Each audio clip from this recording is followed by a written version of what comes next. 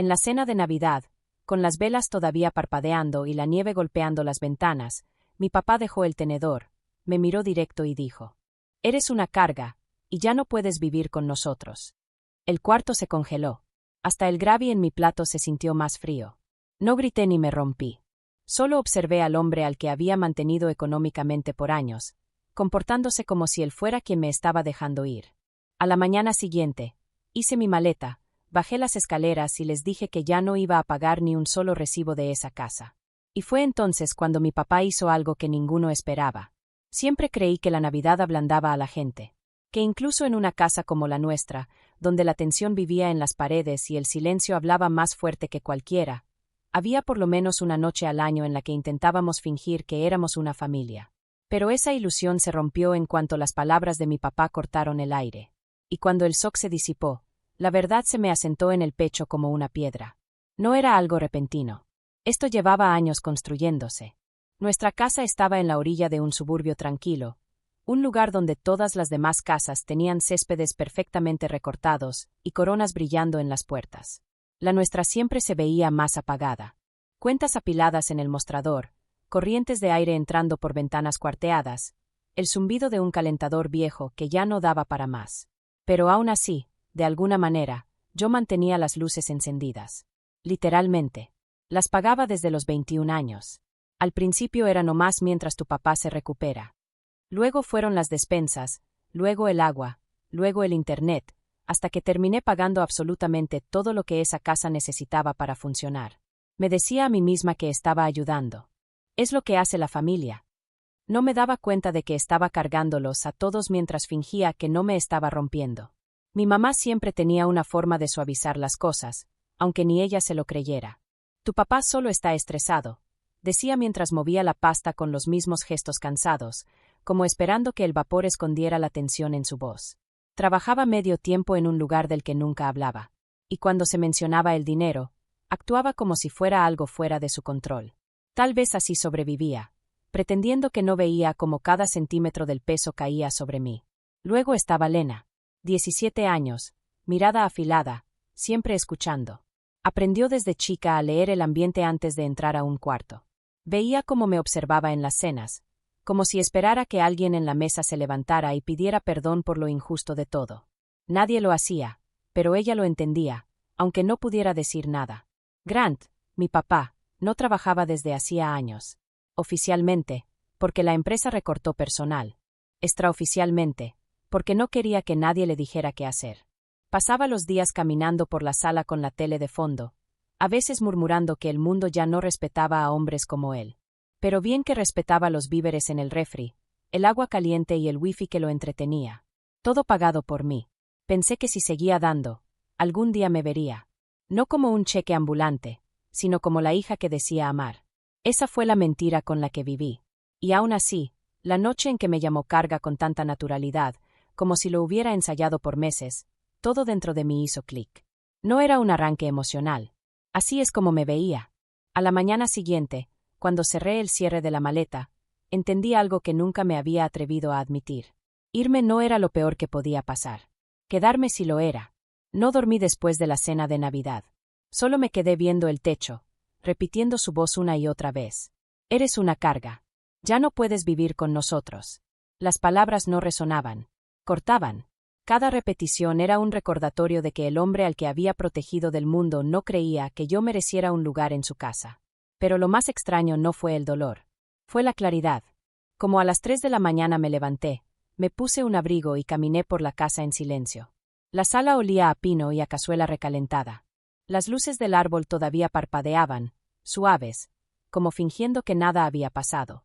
El plato vacío de mi papá seguía en la mesa, migajas esparcidas como si fueran un descuido más.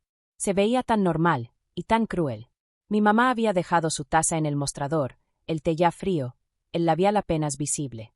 Ella siempre recogía antes de dormir. No esa noche. Eso me dijo más que cualquier disculpa que no se tomó la molestia de dar. Al pasar por la puerta de Lena, escuché que se movía. Tampoco dormía. Debía haberme sentido sola, pero no del todo. A la mañana siguiente, con la casa aún callada, empecé a empacar. Sin enojo, sin dramatismo, solo con calma. Como alguien que finalmente dejó de fingir. Cada suéter doblado era una decisión. Cada cierre, un límite que debí poner años atrás. A la mitad, Lena tocó suave. Entró y cerró la puerta, cruzando los brazos como si se estuviera preparando para una noticia que ya sabía. «¿Te vas?», susurró. «Sí». Se sentó en el piso junto a mi maleta, jalándose las mangas del hoodie sobre las manos. No lo dijo en serio. La miré. De verdad la miré. 17 años y ya cargando el peso emocional de dos padres que nunca aprendieron a amar sin lastimar. Sí lo dijo, contesté bajito. Se le llenaron los ojos de agua, pero no lloró. A Lena no le gustaba darle a nuestros papás el gusto de ver que la habían herido. «¿Qué vas a hacer?».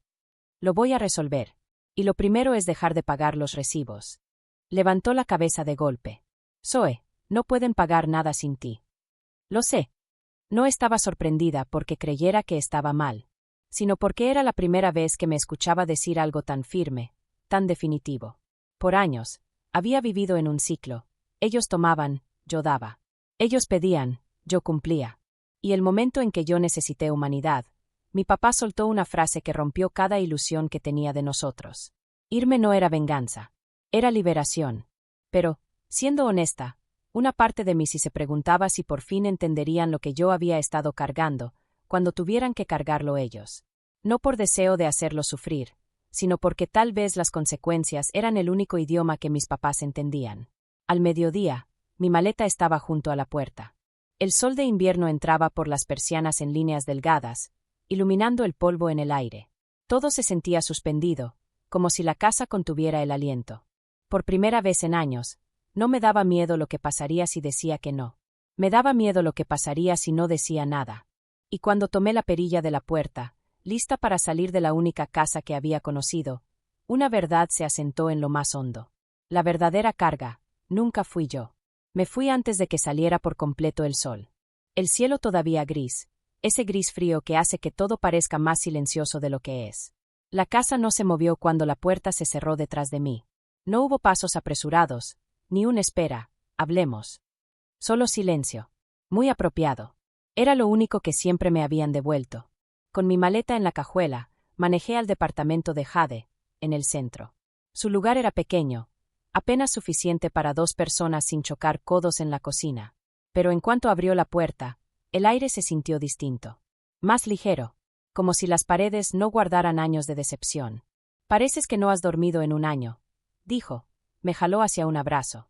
«Probablemente no he dormido nada», le respondí. No insistió, no me pidió explicaciones al instante. Así era Jade. Primero hacía espacio, las preguntas venían después. Puse mi maleta junto a su sillón, que sería mi nueva cama quién sabe por cuánto tiempo. Se hundía en medio, pero para mí era libertad hecha tela. El primer cambio real llegó como al mediodía. Mi celular vibró, luego otra vez, luego constante. 3 llamadas perdidas de mamá, 4 de papá, 2 mensajes seguidos de Lena. Se están volviendo locos. Háblame. No lo hice. Aún no. En vez de eso, me preparé un café instantáneo en la taza despostillada de Jade y me senté en la orilla del sillón, dejando que el vapor me calentara la cara. La simpleza se sentía lujosa después de años de ser responsable de todo y todos. Para la tarde, cambiaron de estrategia. Ya no había llamadas, solo pánico. «Mamá, Zoe, algo le pasó a la luz. ¿Puedes revisar? El internet no sirve».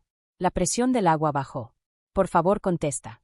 Me quedé viendo los mensajes con una mezcla extraña de tristeza y firmeza asentándose en mi pecho. Por fin estaban sintiendo el peso que yo había cargado sola. Escribí una sola frase. Les dije que dejé de pagar los recibos. 3 puntitos aparecieron, desaparecieron, volvieron a aparecer. Finalmente. ¿Pero por qué harías eso? Casi solté una risa. Antes de contestar, llegó otro mensaje de Lena. «Papá está perdiendo la cabeza. Dijo que esto es tu culpa. Que nos estás castigando». ¿Castigando? Interesante elección de palabra, considerando que yo solo me había hecho a un lado. Ellos eran los que estaban aprendiendo qué tan frío se sentía el mundo sin alguien protegiéndolos. Esa noche entré a mis cuentas, no para revisar nada de ellos, sino para revisar por mí. Quité mi nombre de cada pago restante. Internet, agua, luz, todas esas cosas que habían mantenido a flote a mi familia mientras ellos fingían que la estabilidad era gratis. Cuando di clic en confirmar, Algo dentro de mí se acomodó. Un límite trazado por completo, al fin. A la mañana siguiente desperté con otro tipo de alerta. Una notificación del banco.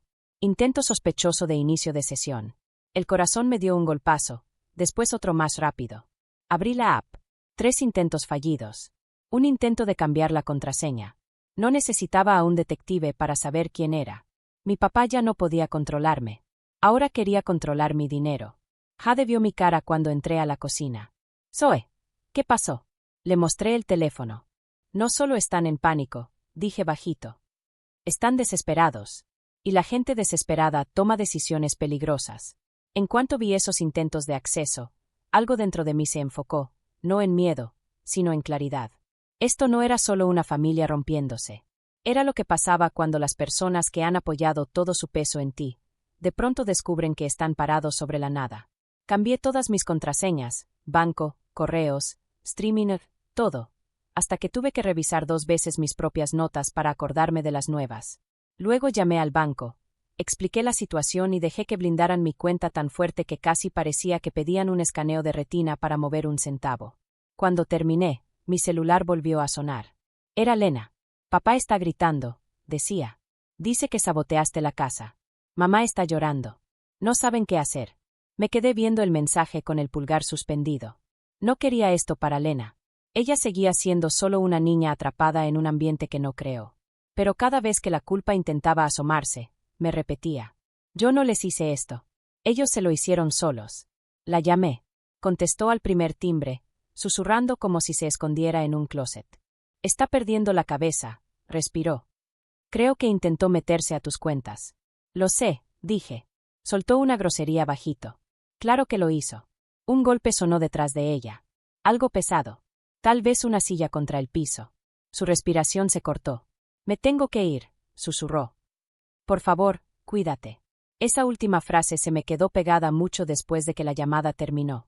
Como a las 7 de la tarde, Jade y yo estábamos en el sillón viendo una sitcom vieja, las dos distraídas, cuando alguien golpeó la puerta. No tocó. Golpeó. Duro. Ese tipo de golpe que hace que las paredes vibren. Jade bajó el volumen de la tele. Zoe. El estómago se me hundió.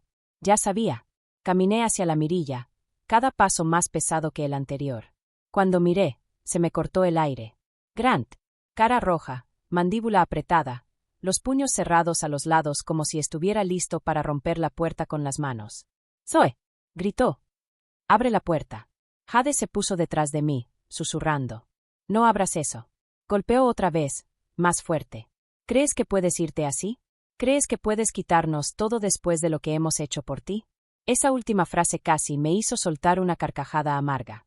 ¿Hecho por mí? ¿Qué exactamente? No respondí. Retrocedí y tomé mi teléfono. Otro golpazo sacudió el marco. Abre la puerta. Aulló.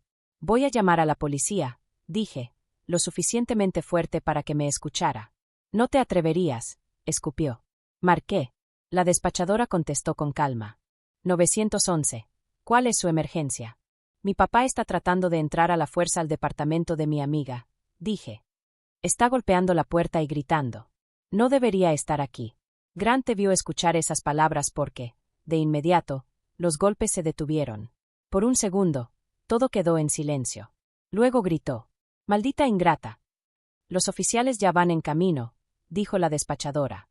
2 minutos después, las sirenas retumbaron por el pasillo.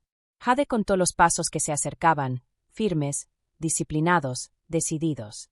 Luego una voz rugió. Señor, aléjese de la puerta. Más gritos. Un forcejeo. Y después, silencio.